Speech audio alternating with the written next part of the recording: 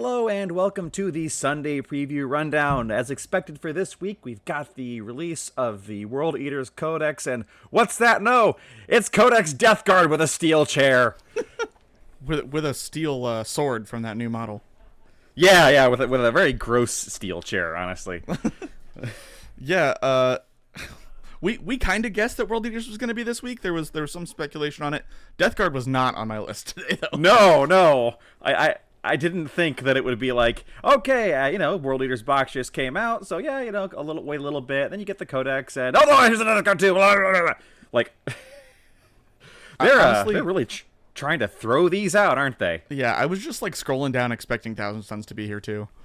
That would have been the hat trick. I would have, but no, not this time. Let's start with Codex Death Guard. Even more ironically that they put this one first. Yeah, that is kind of funny. I actually like the special edition cover on this one. Yeah, it has the new guy on it. It's very pretty. He looks pretty sweet. It does give a different... They're leaning kind of into the pink-purple for Death Guard for the normal cover, and this is still more like green and black, like classic. The art is amazing. That might be why I like it, actually. So, is this coming out because the World Eaters Codex was leaked already, basically in its entirety? I don't think so. I think it was leaked because it was coming out so soon. Right, no, but I'm saying is the Death Guard one coming out at the same time because, what about this one? You haven't seen this one, huh? That's fair. Huh? Why would we have the leak of World Eaters and not Death Guard, even though they're coming out the same week? I mean, the leakers have to do weird... who knows? Who knows? In either case, I don't think we know anything about this book, do we? Not as far as I know. We don't even know what the new guy, does. We just, he has some kind of aura miasma, and his weapon's really good. That's all we got. But yeah, I don't know anything about it. So, 6 attachments, that's the only thing this article tells us. Yeah, I think all of the... Well, I mean, Chaos Space Marines have 8, but the World Eaters... Everyone gets 6, I think, yeah. Emperor's Children has 6, and then I believe the World Eaters has 6 as well. Which we'll 6 find out is here in the a second. normal. Yeah.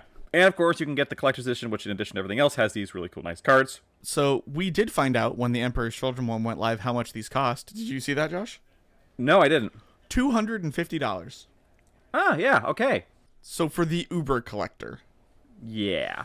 And if you want to get that special coin that they all collect into, it's $1,000, baby. Uh-huh. Yeah, we're not doing Or that. maybe you're supposed to trade them like Pokemon, I don't know. Although you can't trade them unless you have a spare. That's true. Fantastic art. The Codex with Mortarion on it. Absolutely chef's kiss gorgeous. And I don't like Death Guard. Yeah, it is very pretty, but absolutely not worth $250 to me. So, No, definitely not. Remember, new edition of 40K comes in a year. About a year and 4 months. So that's how long this Codex is valuable. The only actually interesting part of these is that you get stratagem cards, which no other Codex has gotten. This is true. So the only way to get your stratagem cards is to pay $250. And maybe just throw the rest of it away. Or a printer. Or a printer. So then we go to their Battle Force, which is, unlike the Death Guard and unlike the World Eaters, who recently got a full new release, Death Guard haven't gotten anything new, and that is reflected in this Battle Force box, which is full of...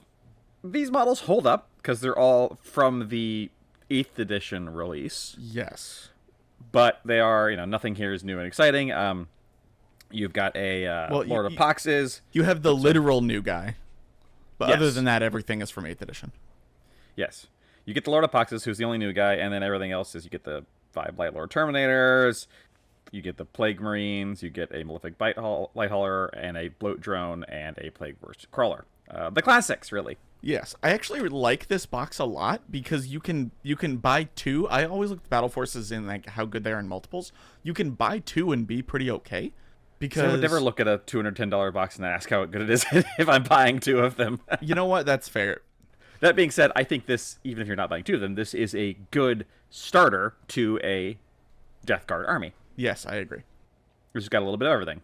But yeah, having one of each of the specialty tanks is kind of nice to be able to go okay, try them out, see which ones I like. Again, if you buy multiples, you can have 2 of the Plague Burst Crawler or whatever, and kind of have a good variety. And of course, this will be the only way to get the Lord of Poxes for probably a month or so. Probably, That's what they did with World Eaters and Emperor's Children, and they'll do it here too. Yep. And in stark contrast, the do Death Guard Combat Patrol, which is boring, but I don't know what else they would really do. I don't know. I like, you've got your group of Terminators. Your Death Shroud Terminators, your Tally Man as your leader, 7 Marines, and a Chaos Rhino, which I guess you're supposed to put the Marines into to drive them out the field. Yeah, there's also a Lord of Virulence, the character that came out in 9th edition. Oh, right, I heard of him. So this is the second most recent release, and then some stuff from 8th edition. So this is a double hero box, which is a little weird. It is a little strange. Some have that, like even the normal Space Marines box from Leviathan has 2 heroes in it. Right. But yeah, this is a little weird that it has a Rhino when your board is only 22 by 30. Yeah. Transports aren't really particularly good in that mode. And this is a contrast to, we've been moving away in most of the combat patrols from vehicles being presented. Right. But here we are. Yeah. And of course the data sheet cards and the dice. I like the dice are pink and green, and not just green with lighter green on them. Sure, yeah. The green on green's always weird. I'm just a little miffed that I think they accidentally left the Emperor's Children mold still in there. Like they changed the mold, but they accidentally poured pink in. They're like, just leave it. Yeah, whatever. Make it work. But yeah, these are very, very readable. Kind of, I could see it being more the purple again on the base cover. That's definitely more purple and green. They call it purple. Yeah, it's not like bubblegum pink like the other ones were. No. But yeah, very nice. And then away from Death Guard onto World Eaters. We knew this was coming, of course. This is what we had guessed was coming. Mm-hmm. This book has been entirely and fully leaked online, so, you probably, if you're interested, already know what's in here. Yeah. Oh, there are only 5 detachments in here. Oh, right. Okay. Why did they get one less? Weird. Who knows? And, of course, the Collector's Edition. Again, looks fantastic. The Codex cover reminds me of Dragon Age Origins. Oh, yeah, interesting. I think I like the regular Special Edition cover better than the Super Special Edition for this one. Yeah, I could see that. Whereas Death Guard, I like the Super Special Edition better. But again, no way I'm buying it. Nope. I don't even play the faction, let alone the fact that it's $250. Yeah. The Gorestorm Slaughter Pack Battle Force. Man, if you like, again, this is a decent way to enter because it's a Slaughter bound. It's 9/8 bound, which I hate. Yeah, that's annoying. And 20 Jackals. Now, like, if this is your entry into World Eaters, this is probably fine. But man, every single release they've had has had Jackals. Yeah, they do the same thing. How many Jackals do you need? They do the same thing with Zangors in Thousand Suns. It's like, army box, Zangors. With Zangors, it's a bit of a meme, and it's a bit more of a meme because Zangors aren't what people really want to play. They want to play rubrics, right? And usually that's like the actual that's fair. Icon of the faction. Yeah, I'm going to buy the faction that has shooting and psychic, and here's some melee guys that don't have psychic powers. Here's some chaff. Yeah. So this is actually not great for a continuing World Eaters player because they all already have maxed out 8 bound because they're the best thing in the faction. You say that. There are lots of people who play the game and do not go out and buy maxed out full model units. I mean, I don't know any of them. And leading into the oh my god, too many Jackals is the Combat Patrol. Right, which is another unit of only 10 Jackals this time, and 10 Berserkers, who I would like to see in the Battle Force. Yeah. But at least the Battle Forces aren't always for starting an army. The Battle Forces are just like, I mean, there's no rhyme or reason behind the Battle Forces, let's be honest. Nope. They don't build them to start an army, they just build them and kind of try and make things vaguely thematic sometimes.